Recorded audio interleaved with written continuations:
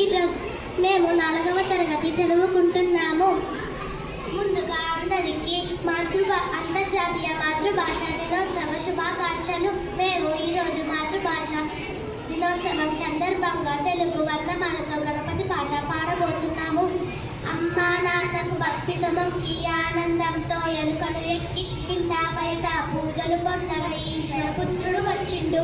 ఉండ్రాళ్ళు సిద్ధం చేద్దాం, ఊరందరినీ ఆహ్వానిద్దాం, ఋషులు మునులు సంతసించగా ఎడలో గణపతి పూజలు చేద్దాం.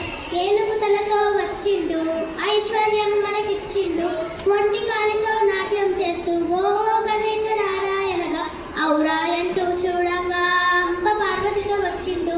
అహంకారం అని చేసిండు, కడుపార పాయసమే త్రాగి ఖర్జూర పండ్ల మెచ్చిండు. గడ్డి పడకుంచి గుంజీలు తీస్తే కనుక దీవెనలిచ్చిండు. జ్ఞానం అందరికీ ఇచ్చిండు. చవితి నుండి 9 రాత్రులు చక్రం ఎత్తి అర్చన చేద్దాం. జన్మ జన్మల పుణ్య ఫలంతో జంగారంతో గానం చేద్దాం. చక్కని కాళ్ళను మట్టు పెట్టి డండమ్మని గంటలు మోగిద్దాం. డప్పుల చెప్పుడు ఆగకుండా డండమ్మని బాజా మోగిద్దాం. రణముల గెలుపును సాధిద్దాం. తమ్ముళ్ళు చెల్లెలు సంబరముతో తకిటమని నాట్యం చేస్తూ దండాల దండలు వేద్దాం. ధర్మాన్నే కాపాడుకుందాం.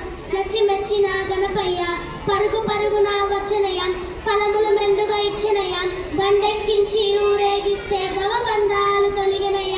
మనసారా గణపతిని వేడంగా యమ బాధలు బాపెను చూడంగా రమ్మంటూ గొంతెత్తి పాడరా లంబోదరల కుమ్మిరా.